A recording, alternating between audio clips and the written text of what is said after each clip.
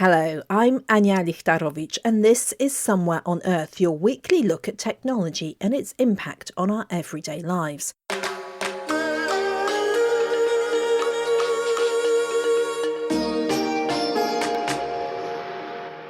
It is Tuesday, the 18th of August 2026. Welcome to the 150th episode of the Global Tech Podcast. Coming up today,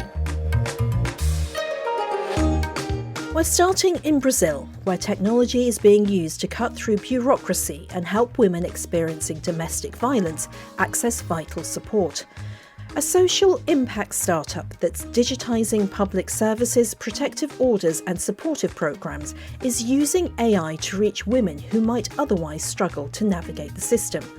Then, are we looking at cybersecurity all wrong?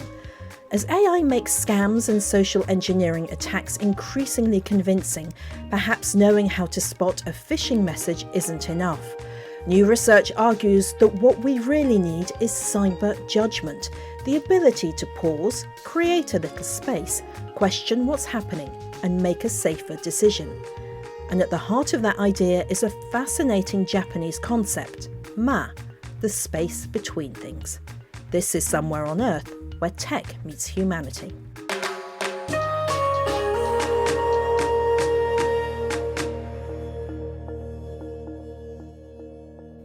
At Web Summit Rio, I came across a Brazilian social impact startup using technology to help women experiencing domestic violence navigate a complicated public service system. Its platform digitises processes that have traditionally been buried in paperwork and bureaucracy, helping women access protective orders, social programmes and support more quickly. The company is now using AI to help both women and the team supporting them, including providing information outside normal office hours, helping workers process cases, and identifying areas where additional social support may be needed. But perhaps the most striking part is how the company is adapting technology to the reality of the women it is trying to reach, including using WhatsApp and providing mobile data to help women in remote parts of Brazil, including communities in the Amazon. So can technology cut through bureaucracy and become a genuine lifeline for women at their most vulnerable? My name is Rafael Wanderley from Brazil. Rafael, I see your stand. Tell me about your company. My company is Direito Ágil, in English, Agile Rights. And tell me what Agile Rights does. We run a software, public software, that streamline the process of the social assistance for women in city halls and NGOs. So we develop a software that helps women even in midnight when they face a challenge accessing public services, even in Rio de Janeiro, other cities. We work with 18 cities in Brazil, and we help them even for the work team. So we help them with the less time and less job, less work, with the digitalization of the program. So Ela Protegida, in English, She Protected, help women facing the public services, and even for the public work team that work with this woman in situation of violence. So we help them streamline the process, even for public protective orders. And then when they have a public trial, they go to justice, they have to keep a protective order, like to keep distance of the defendant, or keep themselves help with social programs. So basically, what you are doing is you are taking the old paper system at city halls, at police stations, at social services, at charities. You're aligning it all, you're digitising it all. So women who have experienced domestic violence can get all their paperwork together and also access help programs. So we did this program to take off the files, take off the storages of the papers. So we want to get off the bureaucracy of the city halls, and even for any NGOs. So we understand ourselves as a social impact startup. So we did this for humanitarian cause of the Direito Ágil. So we face many challenges, even for onboarding. We have to convince the work team that the technology is an ally for them during the process of the assistance. And how much of a problem is this? What happens to a woman who can't access your systems if she is involved in a domestic violence incident and goes to the police station? What happens? The problems that they face. So they have the critical route, as we call in Spanish and Portuguese. So the critical route is the difficulty of the woman in situation of violence, that they don't know where and how or when they can get in touch with the public service. So they have a huge difficulty here in Brazil to get in touch with the public services and like get off of this critical route. So many women face the feminicide, like the murder of the woman, because they don't know where they can get the social assistance.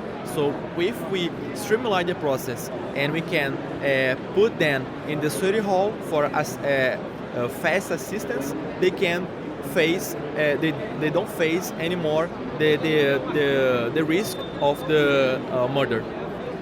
And you're using AI? Yeah, we use AI and all the journey of the program, even for as a previous filter, even in midnight hours, that we can help women like clarify any some doubts they have in the midnight, or explain more about the social programs, and even inside the program. As the manager of the work team, they want to know what kind of data we are running. So I don't want to see a huge dashboard. We want to know what kind of problem we are facing right now, or we want to know which territory of the city we can help them. Like we can manage more social programs or social or money, public money for that area of the city. So the AI help them with this kind of problem, and even for recommendations for the work team. So we create recommendations concerning the problems and the risks. We can create a social risk for the woman inside the system. You started in 2023 and you're saying that you've helped more than 16,000 women so far. What are the plans for the future? We created this program as a college group. We didn't know how and when we can develop social impact, so the National Bank here in Brazil and other companies, they help us developing the startup. So we already done this a great milestone for us, like 16 women already assisted with the protective order in the palm of the hand. So we are we innovated in the access of justice, and right now the problem that we are facing is the difficulty of the woman facing the public services. So we want to get off of the bureaucracy, get off the papers inside the city halls. Is our main challenge here, main goal. 18 cities so far, you said. Are you expanding?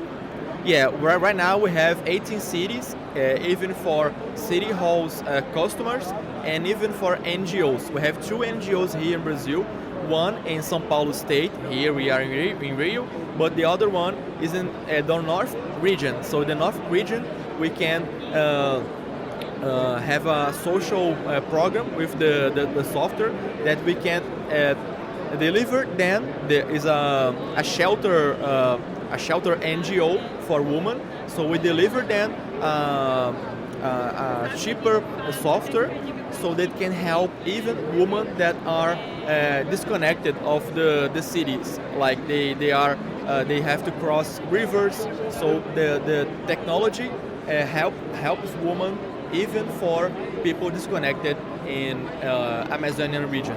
And how does it do that if they don't have an internet connection? Yeah, they have the phone, they have the WhatsApp connection, or even for internet. So we can help them with data, and then we can get in connection then with the shelter, because many women in the D and E classes here, in social classes in Brazil, they use the phone as the main gadget, the main to access the internet. So we have to understand the reality first and then create the technology. So you're even giving them data and access to WhatsApp appropriate programs. Yeah, we create this device, and now we are creating more technologies inside the software, as you can speak with the, we can, if you are a woman in violent situation, you can tell the work team in the city hall, like put a oral process in the system. Like we can, with the AI, we can translate and even fill like a file in the a digital file in the system, so we can help them less time during this process. So you really are extending your reach as far as possible then? Yeah, we are extending right now. We are in expansion for even for the northeast region of Brazil, because they have more poorest. The poorest region in Brazil is the northeast, so we can have cheaper technology for them, helping them with software for management this assistance. Thank you for joining us on Somewhere on Earth. Thank you very much. Next, are we looking at cybersecurity all wrong? For years, we've been told that staying safe online is about knowing what to look for, spotting the suspicious email, recognising the phishing link, or learning the latest security rules. But what happens when artificial intelligence makes those scams almost impossible to distinguish from the real thing? Research suggests the answer may lie not in knowing more, but in judging better. It explores how urgency, anxiety, fatigue and pressure can push us into making quick decisions, and argues that one of our most powerful cybersecurity tools could simply be learning when to stop, pause and verify. At the heart of the research is the Japanese concept of ma, the space or the pause between things. In cybersecurity, creating that moment of space could interrupt an instinctive reaction and give us time to question, verify, or ask someone else before we act. So, in the age of AI, could the future of cybersecurity depend less on technology and more on human judgment and our ability to create a little ma before we click? Listener Sachiko Hasuni got in touch with Somewhere on Earth to discuss this idea and sent me over her work. She is a cybersecurity specialist for one of the world's biggest companies and is based in Tokyo.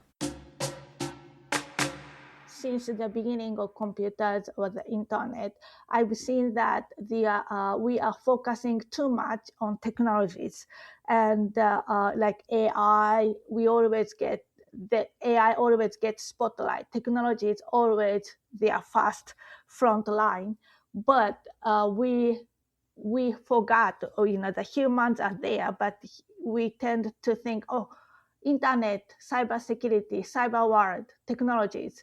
But where the humans? Humans are there, but we not neglected, but humans tend to be left behind. So I mean is that we protect technologies, yes. We protect data, yes. But how about people? People using data, people using technologies. We need to think about humans in the center. That is my concept. Indeed, humans at the centre. I mean, for years we've been told, this could be a phishing email. Don't click on the link from the bank. All these things, but now because AI is taking over in this whole area as well as it is in so many, there is a real risk that humans can no longer tell really what is a scam because the AI is so sophisticated, isn't it? So that is why we need to come back to humanity. When we go to digital world, we tend to forget that we are also humans. So then we have this sense of hearing, feeling, and touching. Those kind of feelings exist. But since digital world is so like information, brain headed, like head always thinking, not feeling enough. That's why, of course, AI can imitate a lot of things. AI can be like humans, but like it's always AI can be like humans, and AI cannot be humans. So this means that what is distinguished between AI technologies and humans are feelings and also emotion. They argue that AI can create emotions and things like that. But physical sensation is there always.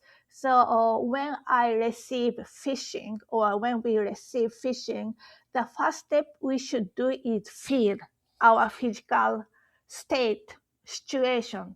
So that's why I am proposing this cyber judgment. It's saying that the first step is to feel.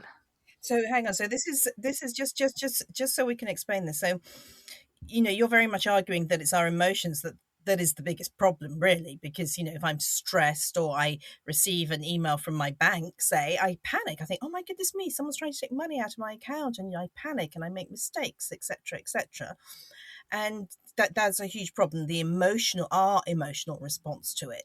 But instead of doing this kind of like cybersecurity awareness or digital literacy, you are proposing cyber judgment. Tell me, what is cyber judgment? Okay, so the awareness and training is good, but it's always knowledge based, information based. But what I am arguing is that what is missing is our feeling or physical sensation. So cyber judgment is like the ability to judge they are phishing or this is weird things or not. So it's like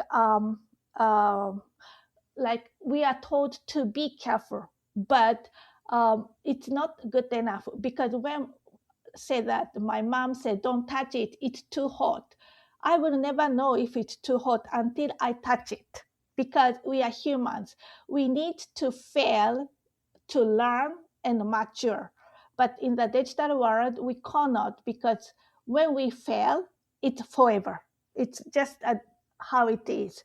So what I am suggesting is that we need to practice to have this cyber judgment in a safe environment. So what is cyber judgment? Cyber judgment is that ability to decide, ability to distinguish under pressure.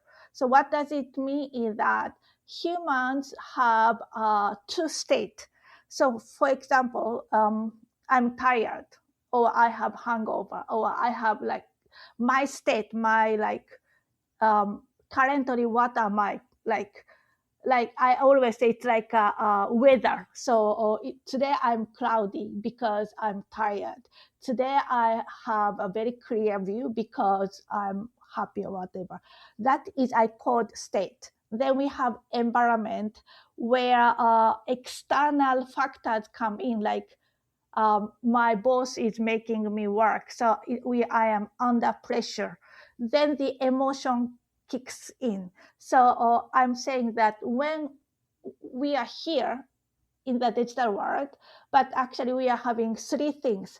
The first is my internal state. Am I tired? What is my weather look like? Then I have the second element, which is external factors, like say that my kids is making a noise or a lot of environment is there.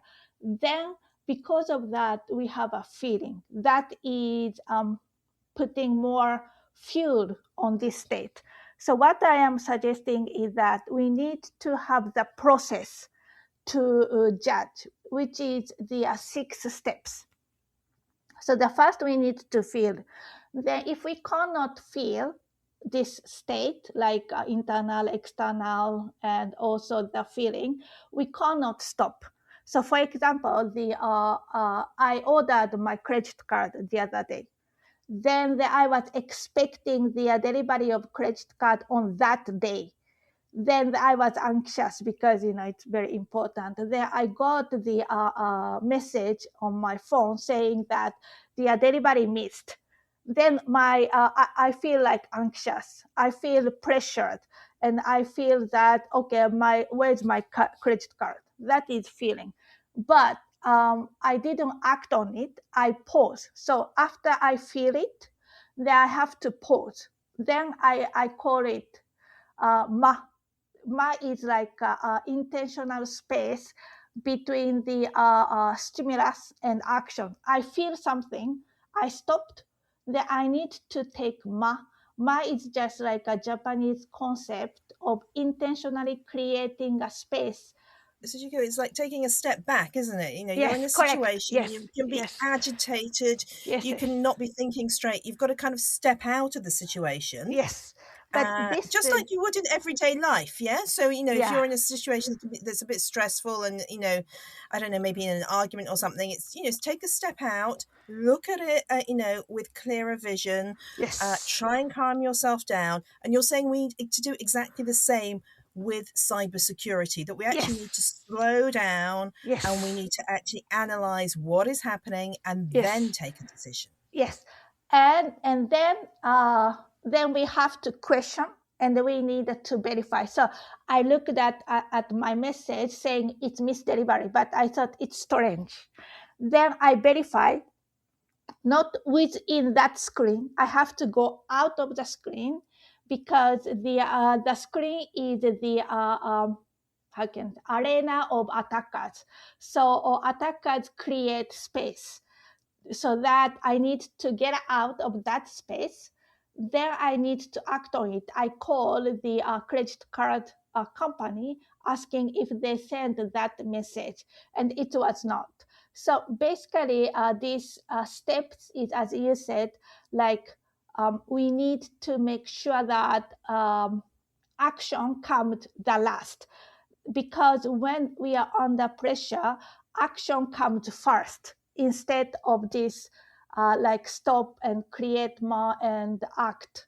So cyber judgment can be distorted because of our state, because of our feeling. Their action comes like I don't know where, but in this 6 step, maybe it comes fast, or sometimes it's action only comes in. So for example, I could have acted to click on it. Then that's it. I will be phished. So this means that these 6 steps need to take place in order, but sometimes it go around. Like I can feel, stop, take my repeatedly until I decide to do next. But the most important is that action needs to be at the last stage.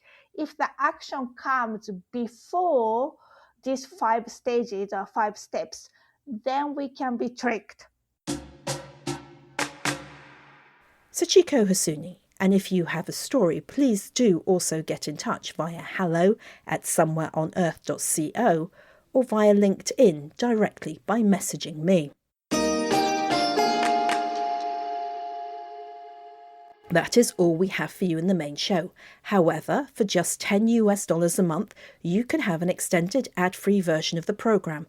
Please type into your search engine pod.fan, Somewhere on Earth, the Global Tech Podcast. Sachiko and I will be discussing more on her idea of cyber judgment and how to best protect ourselves from online and AI scams. And if you can't subscribe, then please leave us a rating on your podcasting platform. This really helps our visibility. Thank you to everyone who has done this so far. It's really making a difference. I'm Ania Lichtarowicz, and this is Somewhere on Earth, the Global Tech Podcast. Until next week, bye-bye.